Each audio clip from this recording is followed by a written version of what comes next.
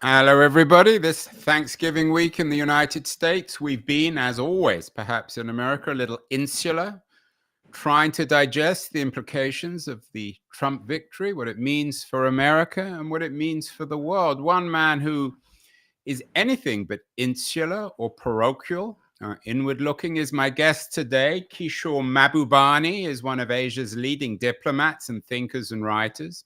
He's been on the show several times before, and he has a new book out. It's called Living the Asian Century, an undiplomatic memoir. And if there's one way of describing my old friend Kishore Mahbubani, it is as an undiplomatic diplomat. And I think he treats the word undiplomatic as anything but an insult. Kishore is joining us from Singapore, where he lives. He's just come back from New York. Kishore, before we get to the book, in your own uniquely undiplomatic way, how is Asia and Singapore digesting the Trump victory? Well, I think all of us are putting our seatbelts on. We are preparing, when an aircraft goes into turbulence, the best thing you can do is put your seatbelts on and hope for the best. So we will have absolutely no control of what Trump does, but we will definitely feel the effects of the turbulence when he carries out some of his decisions. So, for example, if he goes ahead with major tariffs on China, it will certainly rock the markets and lead to all kinds of cascading consequences on other economies too. So everybody is getting ready for some challenges. But at the same time, I also want to add that having lived with him for 4 years, it's a bit less, there's a less trepidation this time around, because at the end of the day, while he may do some crazy things in some areas, he's not mad. He's quite rational. And so if he finds that the markets are reacting against what he does, then I think there'll be self-correcting mechanisms in the Trump administration also.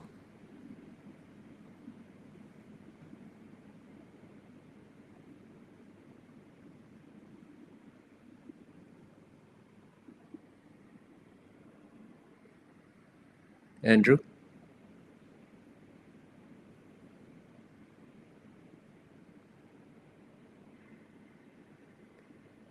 Andrew? As I was saying, Kishore, you're sounding a little diplomatic, perhaps uncharacteristically undiplomatic in talking about Trump. You sound quite respectful of him, that he's rationally irrational. You're putting our seatbelts on, but you're suggesting that we actually can figure him out, or we can figure him out this time around. Well, I think certainly for the countries of this region, we've decided that this is somebody we have to live with for the next 4 years. We don't engage in wishful thinking. The reality is that Trump will be president, and we will have to live with him. And we got to figure out the best ways and means of living with him. But at the same time, I should add that I think many countries in this region therefore also realize that we have to do more ourselves. So in this region, the process of regional integration will continue, because they believe the best way to protect ourselves from any possibly dangerous moves by Donald Trump on tariffs is to ensure that we keep on growing the trade in our region and we continue integrating with each other. Is it tariffs that's the big issue? You talk about the markets pushing back on Trump, and in that sense, he's a rational actor. He's not crazy. Is it possible, or is there a sense in Asia that Trump might experience a Liz Truss moment and be brought to reality by what the markets determine? He can't accuse the markets of being fake news. Well, certainly, I think, for example, most people believe that let's say, I don't think he'll do it, but if he just announces on the first day of his presidential term that he's going to impose immediately 60% tariffs on Chinese products, trust me, the markets will react very adversely to that, because the markets know how dependent the American economy is actually on imports from China. Almost everything that is manufactured in the United States today, in one way or another, gets components from China.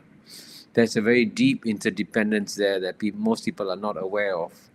And so it's going to hit American industries too. And if it's going to hit American industries too, it will hit the markets too.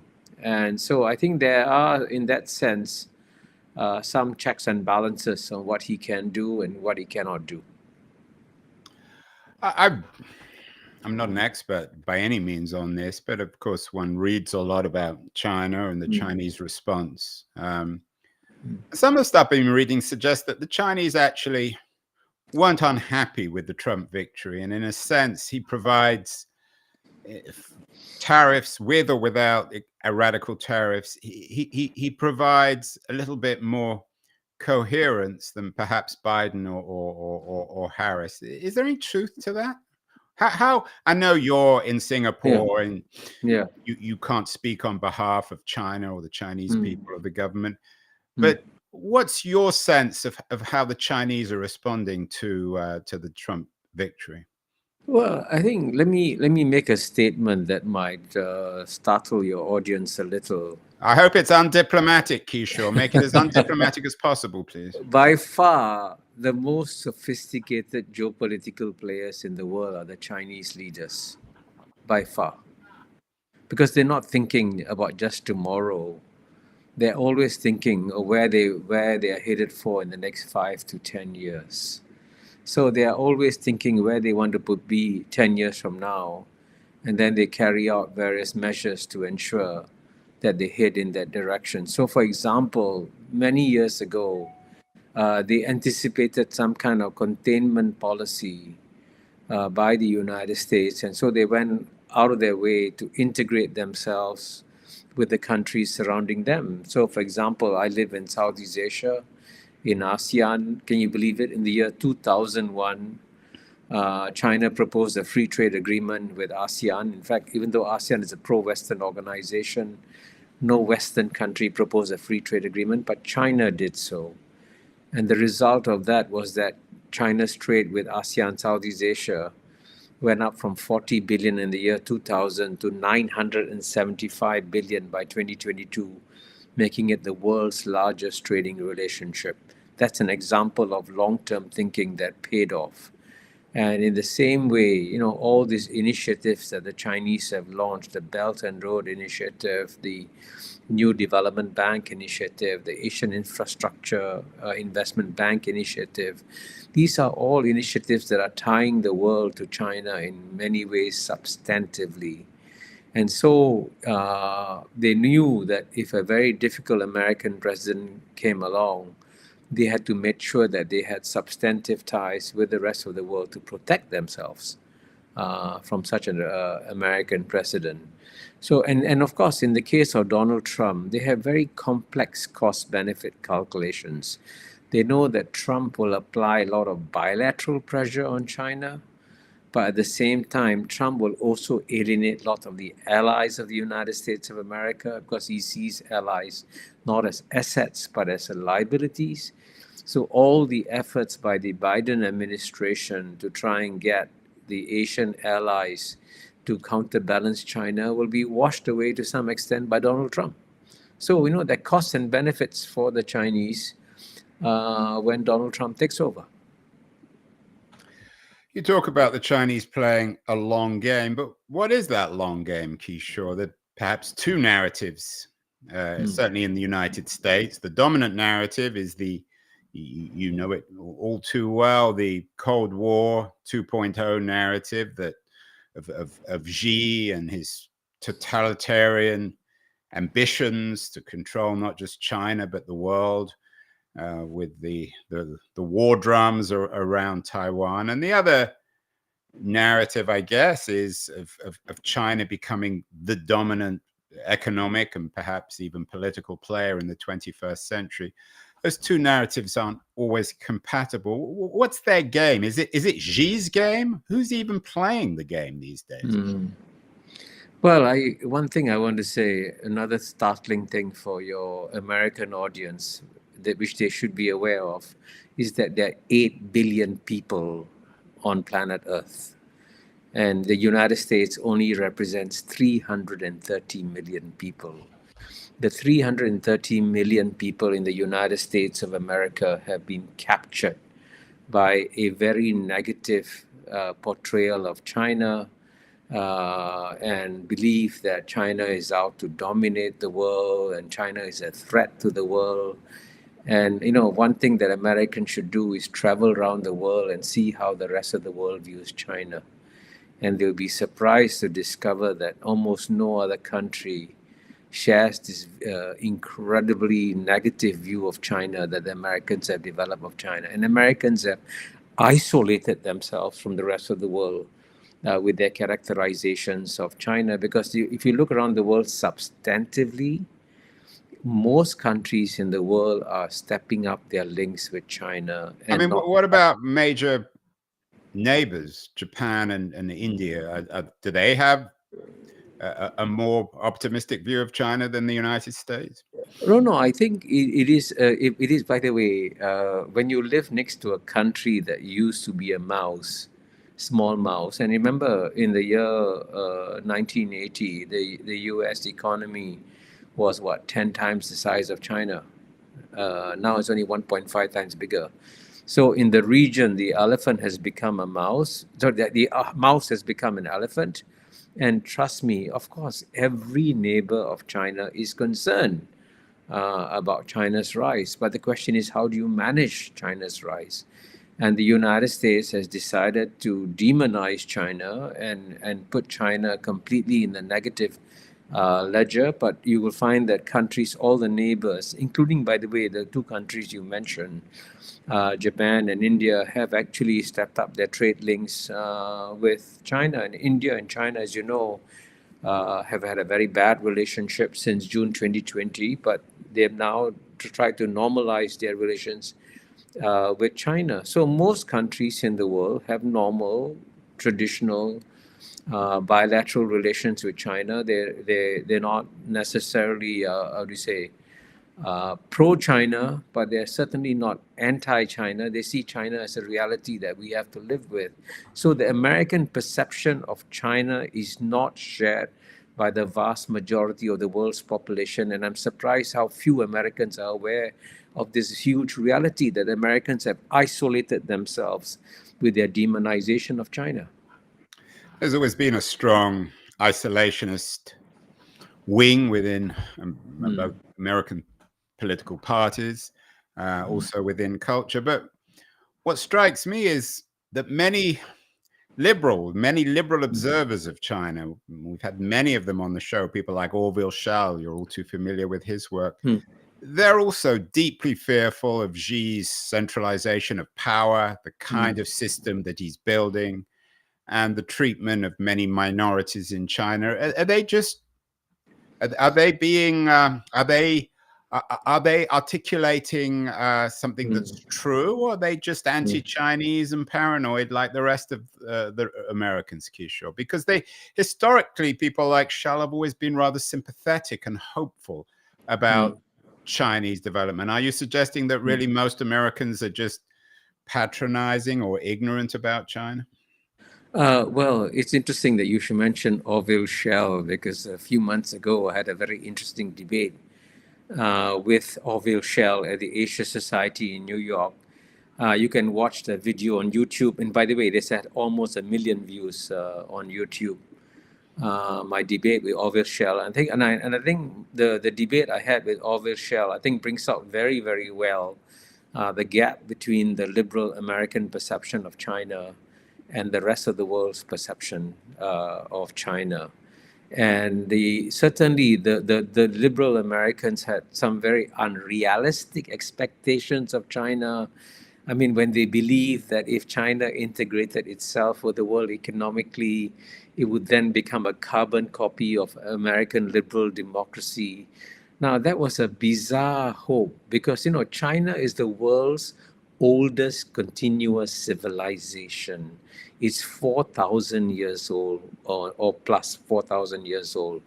And the idea that a 4,000-year-old civilization would model its political future on a young baby, a 250 and a less than 250-year-old republic called the United States of America, that was an incredibly arrogant, naive hope that Americans had about China.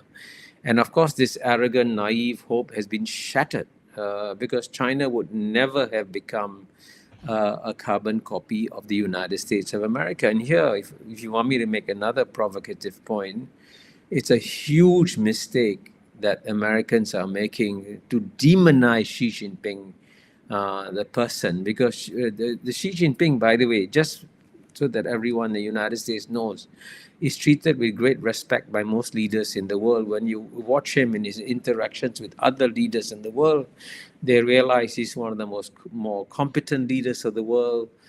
He's growing his economy. China is going through a bad patch, by the way. The Chinese economy is going through a bad patch this year. Next year, it'll take some time to recover.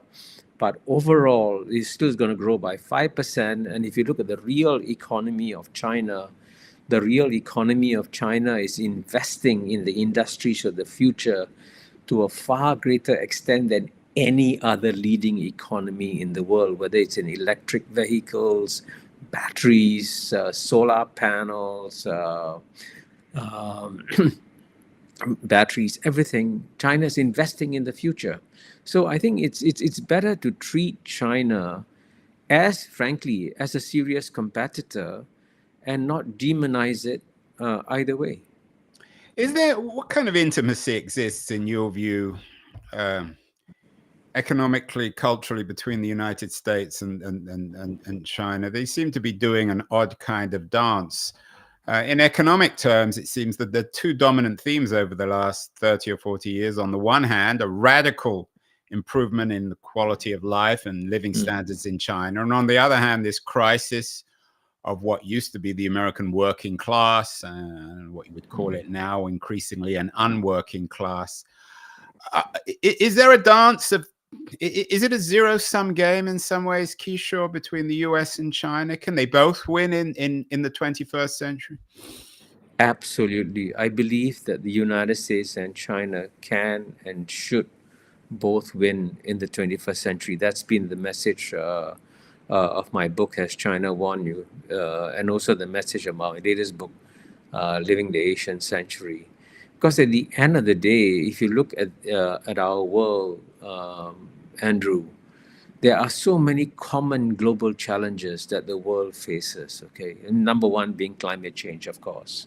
And climate change cannot be solved unless the two greatest economies, United States and China, cooperate with each other. Trust me, these two economies have to cooperate if you're going to fight climate change. And then, we're having all kinds of other global challenges emerging, new pandemics. Look at bird flu that might come again. Look at what's happening, on the economic front, some challenges coming to the global economy. So there are many common global challenges that the world would like to see the United States and China cooperate in to solve these problems. And frankly, even if you look at American companies today, ask yourself, how much would Apple be worth if Apple could not produce its phones in China? How much would Tesla be worth if it could not produce its cars in China? I mean, it's important to do take a realistic view of how dependent the American economy is in real terms on the manufacturing of components in China, because the Chinese have created an amazing manufacturing ecosystem, the best one in the world.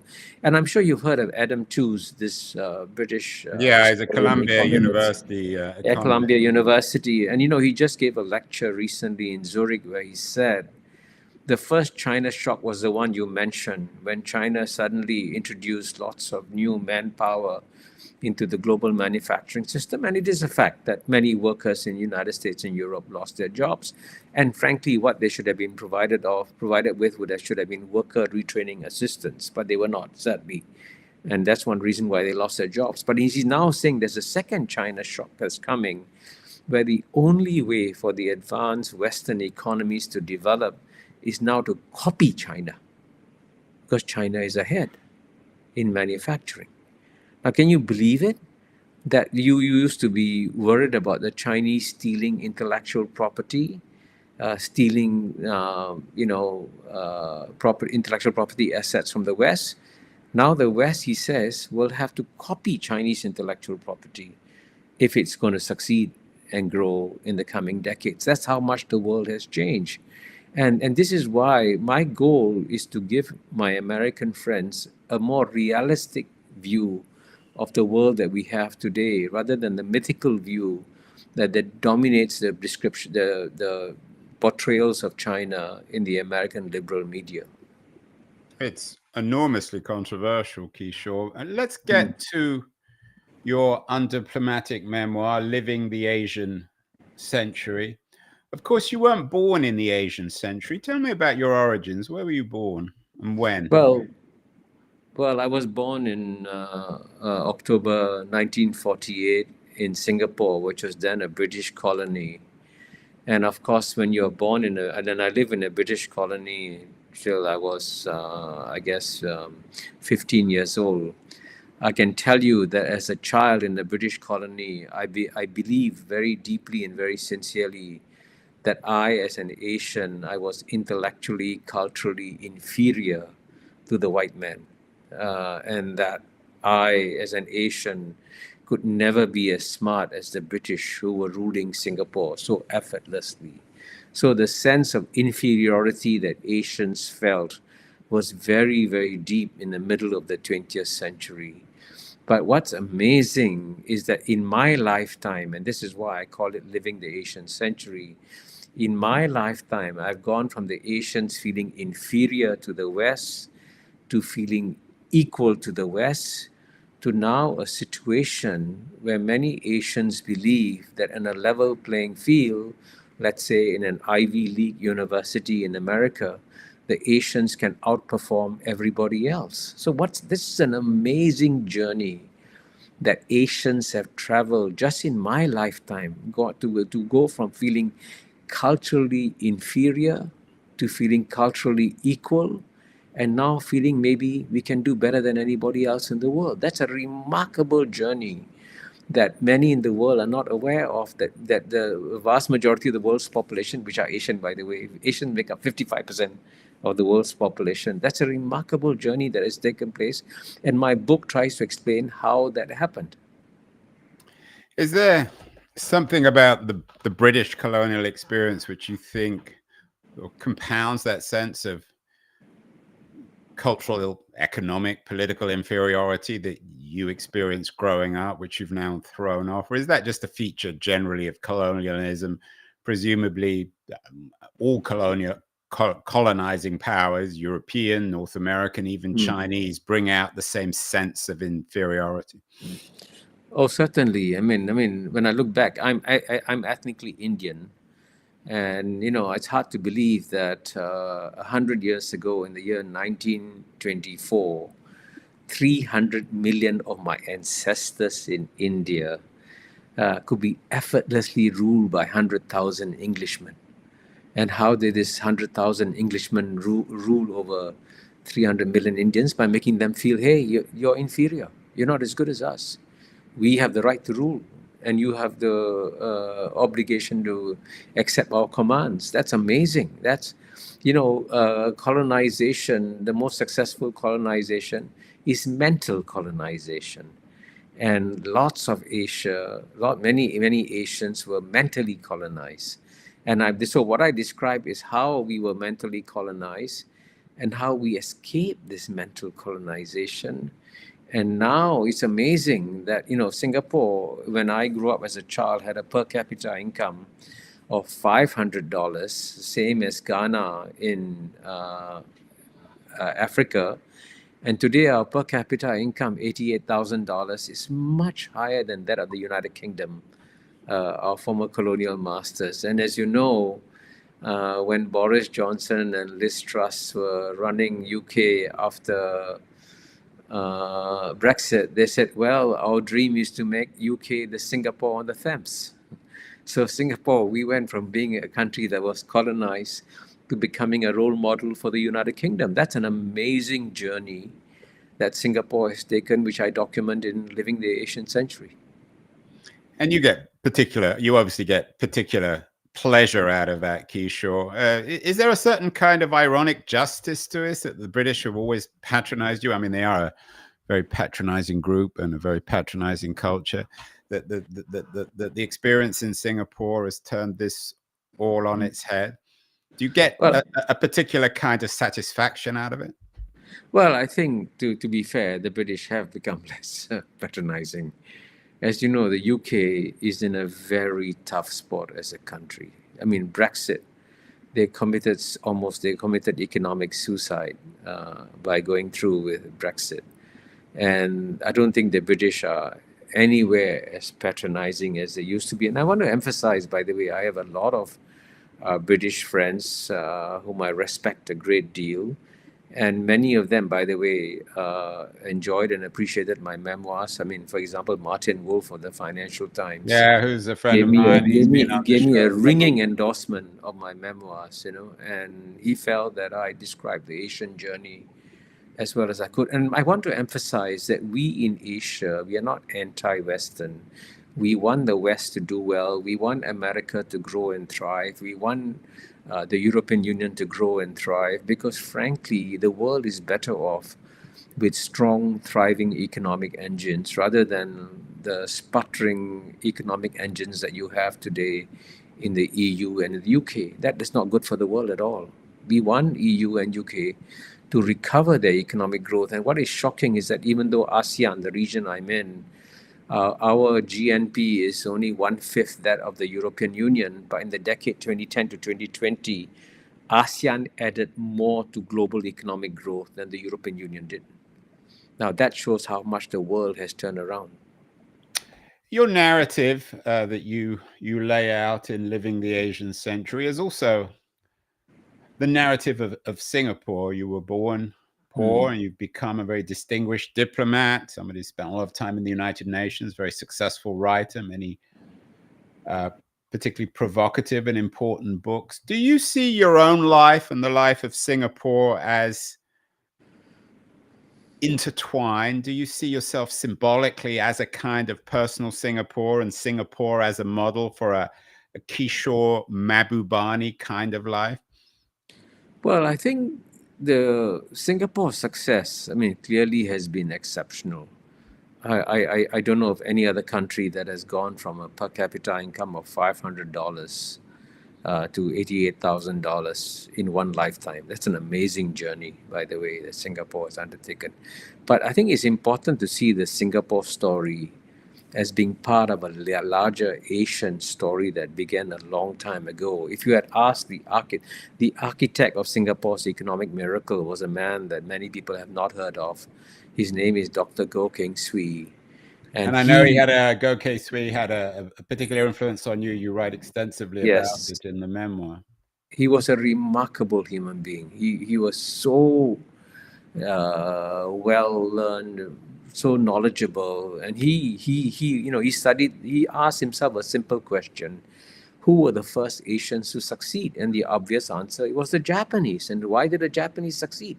Well, the Japanese succeeded by going out to copy best practices from the rest of the world and bring it back to Japan. And so he says we must learn from Japan. And so in my writings, I suggest the secret formula of Singapore's success can be captured in a simple acronym called MPH. MPH doesn't stand for miles per hour.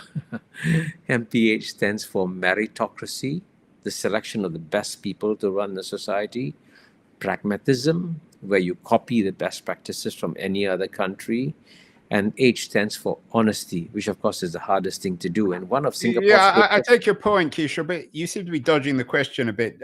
I asked you about your own life. This new book is your own memoir. It's not really a book about Singapore. Is MPH also the story of your life, of a meritocracy, of honesty? Do you see yourself as kind of consciously or not, or coincidentally or not, a reflection, a mirror on the achievements of Singapore? Not everyone, of course, who grew up in Singapore has had your success, but you seem to be a particularly good exhibit of the Singapore miracle. You're absolutely right. Let me answer your question very directly.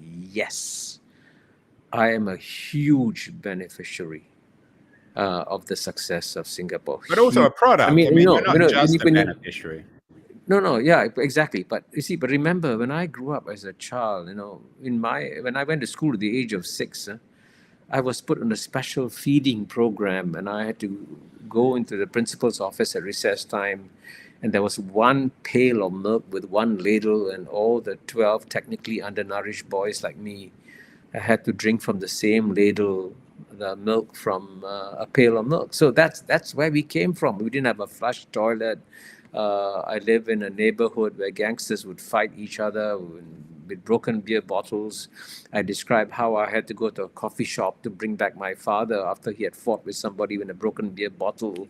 So, that was a really rough third world childhood that I experienced. I mean, that it's important to emphasize that, frankly, I should never have gone to university. I shouldn't be sitting where I am today talking to you if not for the fact that Singapore did some remarkable developments, and I benefited from it enormously. Has it ever occurred to you that had you been growing up in China, your life might have been much more tragic? Yes. I mean, I think it would have been very difficult for me to achieve what I have achieved in my life, publishing 10 books, and many of them, as you know, in New York. If I hadn't had the kind of exposure that Singapore gave me. I mean, my 33 years as a diplomat, and I worked very closely with the 3 founding fathers of Singapore, Lee Kuan Yew, Goh Keng Swee, Rajaratnam, and I learned so much from them. They were absolutely brilliant individuals. And so I've had, in that sense, even though I had a very difficult childhood of poverty and stress, subsequently, I had a dream ride serving as a diplomat for Singapore, and I learned so much. And then, of course, being the founding dean of the Lee Kuan Yew School of Public Policy was another big gift to my life.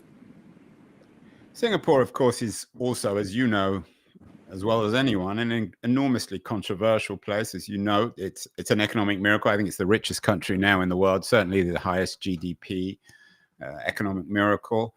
But it's controversial in its political context. You've talked about Lee Kuan Yew, really the founder of the country.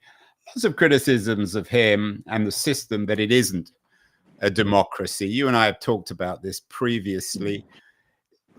Is that just, again, anti-Asian, anti-Singaporean sentiment, or is there any truth to the fact that the Singapore model doesn't really allow free expression? There are all sorts of stories of people getting locked up and pushed out and persecuted for saying things that are against the grain in China. How do you respond to that?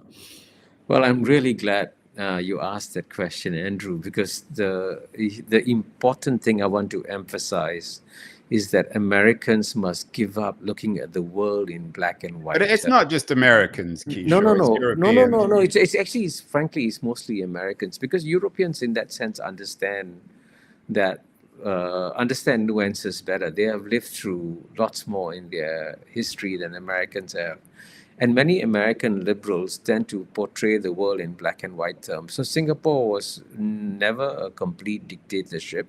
And certainly Singapore is not a liberal democracy like the United States of America. But you must accept the central fact that every 5 years, the people voted freely for the government. And this is an important point. Even if you had sent 100,000 election observers, into every Singapore election, it would have shown that the people freely chose the ruling party, which is, by the way, now the world's longest continually elected political party in the world today. The It's a People's one Action part. Party. Would it be fair to call Singapore, and you're part of this, a one-party democracy, whatever that means? Maybe it's a Well, contradictory term.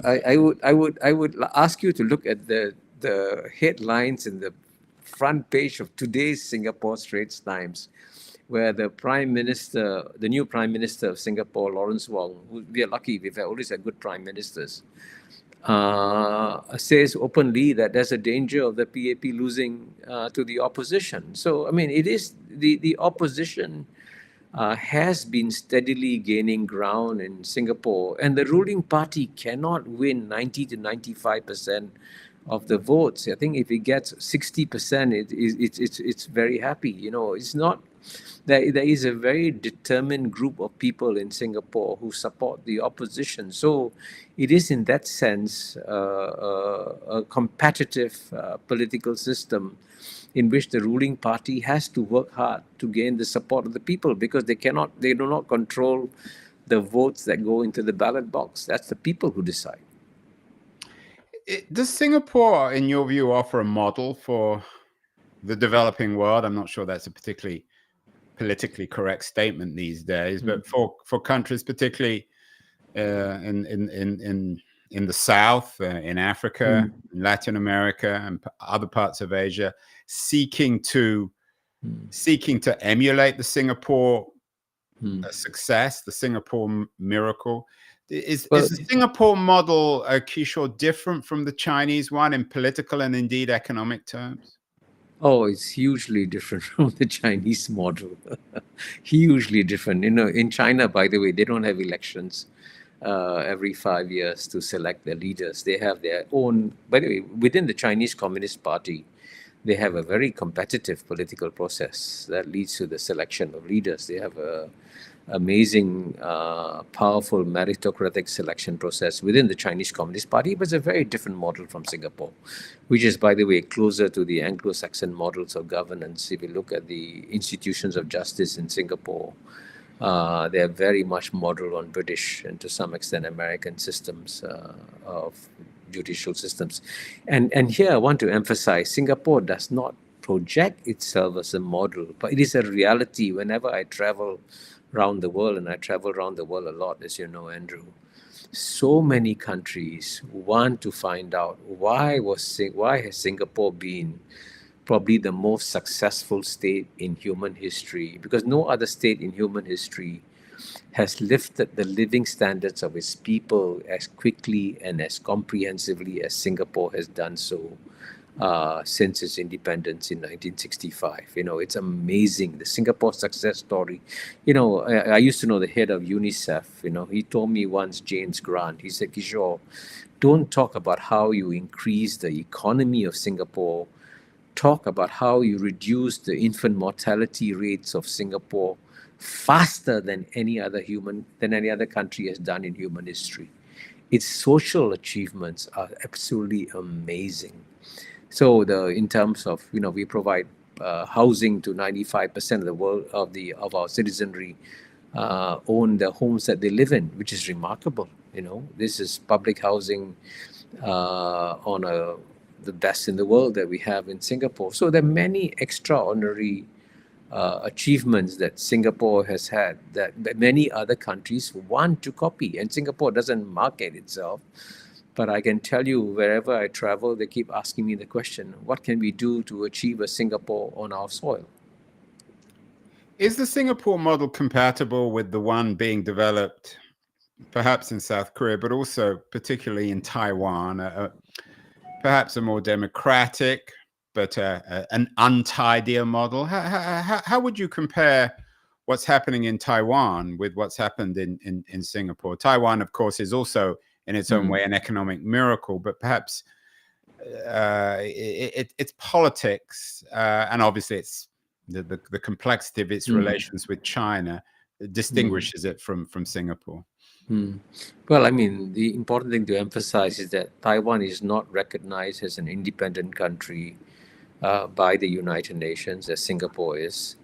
And Taiwan, as you know, most countries in the world state that they believe in a one China policy, which is that Taiwan and China are one country. Of course, you got to resolve how you achieve that peaceful unification point in time. So Taiwan, the Taiwanese people, therefore, face an enormous challenge going forward on how to keep their autonomy and grow peacefully. So the Taiwanese have a very unique problem. And South Korea, of course, has grown, you're right, is another, and like Taiwan, like Singapore, is an economic miracle that has done amazingly well. In fact, South Korea used to be as poor as Singapore in the 1950s, with the per capita income as low as that of Ghana, of African countries, and now you have a South Korean absolutely amazing economic miracle.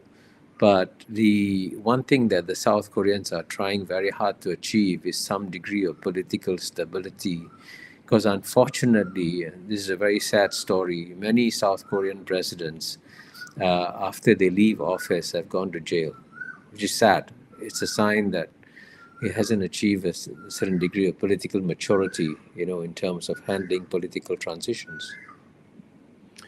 Are you suggesting, though, in your remarks about Taiwan, and I got a certain sort of chilling message that you're suggesting most people don't think that Taiwan is an independent state, that the fate of Taiwan should or inevitably will be like that of Hong Kong. Eventually, it will be digested back into China, for better or worse?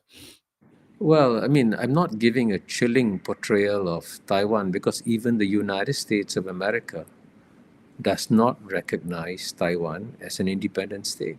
You do not have. It might be chilling to our Taiwanese viewers, Kishore. I don't think they. No, I think the Taiwanese people are more realistic than most people in the West give them credit for.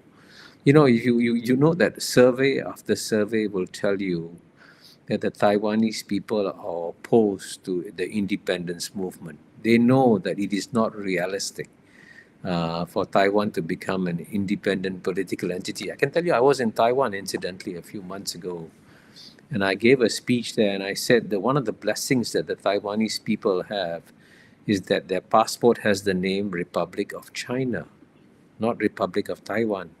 And the Republic of China passport is recognized by 172 countries.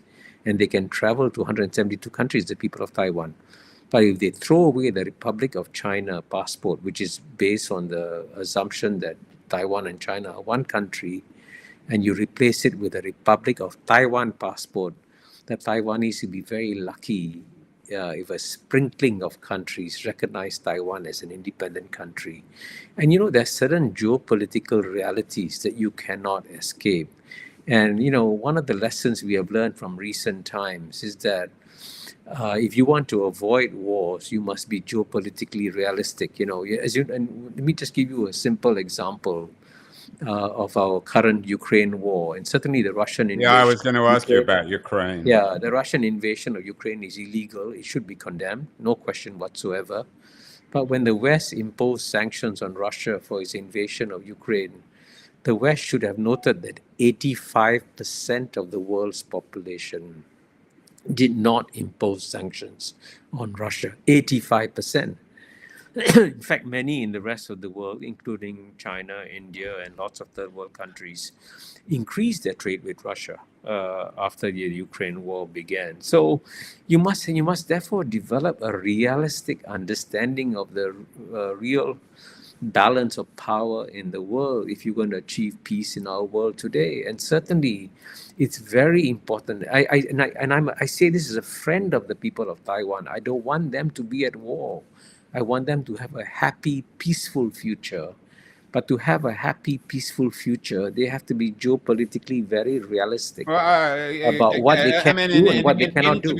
Yeah, in undiplomatic language, Kishore, are you suggesting that the only happy future for Taiwan is being reincorporated back into China? Well, I think Yes or no? there are ways and means for Taiwan to preserve its autonomy, to preserve its way of life, to preserve its openness to the rest of the world, while becoming perhaps nominally a part of the People's Republic of China. So I there are mean, what ways does and means. nominally mean? I mean, some people fear that that, that kind of language was also articulated in terms of the future of Hong Kong, and that doesn't seem to have happened. So, Well, I think Hong Kong is a different case, very clearly. As you know, Hong Kong was a British colony that was seized by the British to begin the century of humiliation against China in 1842 after the Opium War. So the return of Hong Kong was inevitable as by the end of colonial rule. And in here, by the way, even in the case of Hong Kong, I believe that the British are making a huge mistake in not trying to support the autonomy of Hong Kong. You know, many people believe that Hong Kong has been completely snuffed out and it's dangerous to go there. That's not true. I just spent 2 weeks in Hong Kong in August this year. And most of the Hong Kongers' ways of life hasn't changed significantly since 1997. And just go there and see what it's like. you've mentioned the United Nations a few times in this conversation, Kishore. Much of your illustrious career has been spent within the UN. You were the Singapore permanent representative there between 1984 and 1989. As you know, Trump in particular is no great fan of the United Nations. In what you call the Asian century, what is the fate of the United Nations? Can the United Nations be reinvented, reborn, re-strengthened in this Asian century? At the moment, it doesn't seem to have a great deal of significance. Of course, it's based in New York, which might itself be a contradiction in terms. Are you bullish on the future of the United Nations, and how does it connect with the Asian century? Well, I belong to an endangered species called the UN lover. I love the United Nations. I believe that the United Nations is absolutely indispensable. It's the only universally respected international organization in the world. And by the way, I want to emphasize one fact that every American citizen should know, which is that membership of the United Nations is completely voluntary. If you want to leave, you can leave at any point in time. And you know what? No country has left the United Nations. Yeah, but Not the because United States, not Israel, not South Korea, not Singapore. No. We all want to be members of the United Nations. And remember, we are becoming a small global village. That's the biggest reality of our times. We are a small global village. In any village, you need village councils to run the village, and the only universally respected global village council that we have is the United Nations. And you're right, the United Nations has been underperforming. I completely agree. But the reason why it has been underperforming is that the 5 permanent members who run the UN Security Council and therefore make the big decisions for the UN have always picked spineless people to be the Secretary Generals of the UN. And if you're going to pick a spineless person to be a Secretary General of the UN, the CEO, then it's quite natural for is the current Secretary General of the UN is he spineless? Well, I think he was picked because he was spineless. But then, of course, as you know, some Secretary Generals surprise. And when I worked with Kofi Annan, Kofi Annan showed himself to be a very brave and astute Secretary General who could achieve a lot, And the present Secretary General has now got to show how he provides leadership by defending the United Nations when Donald Trump carries out actions against the UN. So this is a test. The real test of the leadership of the current Secretary General will come over the next few years, and the world will see whether he stands up to this task or whether he melts under pressure. But there is a connection, Kishore, between what seems to be the increasing lawlessness of the international system, whether it's in Ukraine or Gaza, or perhaps even this brewing war in the South China Sea, and the decline of the UN. Could one argue that we need new kinds of organizations, that the UN is past its due date? I mean, you're nostalgic, but you said, as you've acknowledged, you're in a tiny minority of people who still love the UN. For most people, it's entirely irrelevant. It doesn't seem to have achieved anything. You've mentioned global warming. It's failed on that front. Trump even rejects the idea of global warming and wants to pull the United States out of all international agreements, UN or otherwise, on global warming.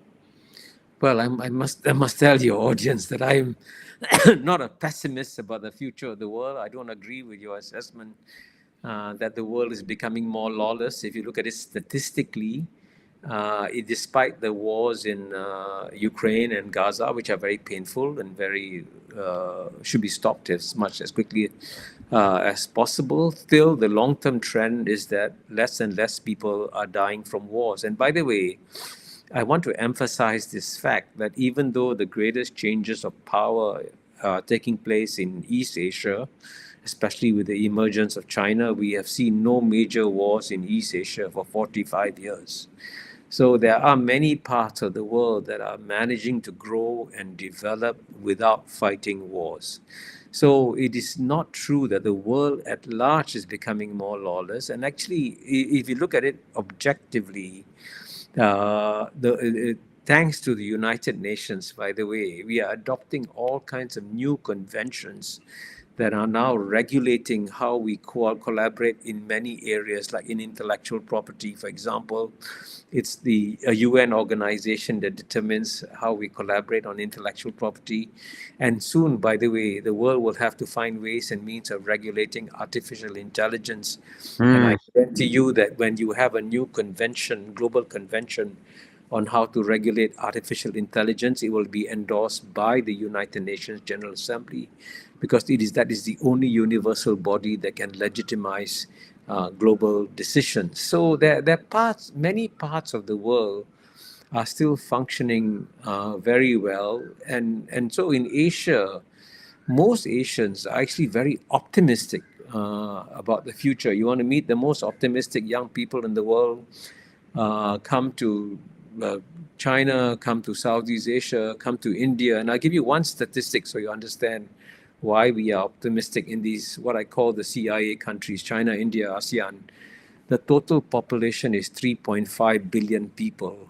Out of these 3.5 billion people in the year 2000, there were only 150 million people enjoying middle-class living standards. Only 150 million out of 3.5 billion in the year 2000. But by 2020, that number of 150 million had exploded 10 times to 1.5 billion. And by 2030, you'll reach the amount of 2.5 to 3 billion out of 3.5 billion people will be enjoying middle-class living standards. Now, this is the largest increase in the middle-class population of humanity since human history began. In that sense, we are living in one of the most promising times of human history, which is also what I try to convey in Living the Asian Century. We have lots of reasons to be optimistic for the world. Finally, Kishore, you've been very generous with your time. I really appreciate it. Your new book, Living the Asian Century, an Undiplomatic Memoir, is the story of your life. It's been a remarkable life, a remarkably successful life. And it, as I said, as we talked earlier, it mirrors the remarkable success of Singapore. You've traveled the world, you're a best-selling writer, diplomat, teacher, you debate around the world. Do you have any regrets about your life? Do you have regrets about roads not taken, decisions which were mistaken? What's the biggest mistake of your life? Well, I can tell you there's the biggest mistake in my life. The one thing I deeply, deeply regret is that when my children were growing up, especially when they were teenagers, I was so busy with my career that I did not spend time with my children. If you ask me to redial my life and go back to where I was, let's say 30, 40 years ago, when my children were being born in 86, 88, and 1990, I look back now, I wish that I spent more time with them when they were children. I really missed out on their childhood, and that's the biggest regret of my life. And is that a selfish regret, or do you think your children also didn't benefit from that? Well, unfortunately, my three children are doing very well. So, despite my neglect, they had the world's best mother. So, it compensated for the fact that they had an absent father for many years. Well, you clearly made a good decision when it came to romance, Kishore. You chose the right woman. Does she feature finally in the book, Living the Asian Century? Do you credit her? Is there always a very remarkable woman behind a remarkable fellow like yourself? Absolutely, and I think I say somewhere in the book that one of the strange things about my life is that I've accumulated a lot of detractors, and one of the detractors actually once said to a group of people whom I know, saying we were on the verge of destroying Kishore, and then you know what, he married Anne, and then we lost. So my detractors acknowledge that my wife is my strongest source of support in my life. Well, Kishore Mahbubani, it's always a pleasure, an honor to have you on the show. You are, in your own way, both simultaneously diplomatic and profoundly undiplomatic. I think there's a certain uniqueness to that ability. I don't quite know how you pull it off, but you do. And good luck with everything. We'll have you back on the show, Kishore. So much more to talk about. Your arguments about the Asian century, I think, are quite compelling, but also for some people, quite chilling. So we will talk in the not too distant future. Congratulations on the new book and enjoy your Asian century.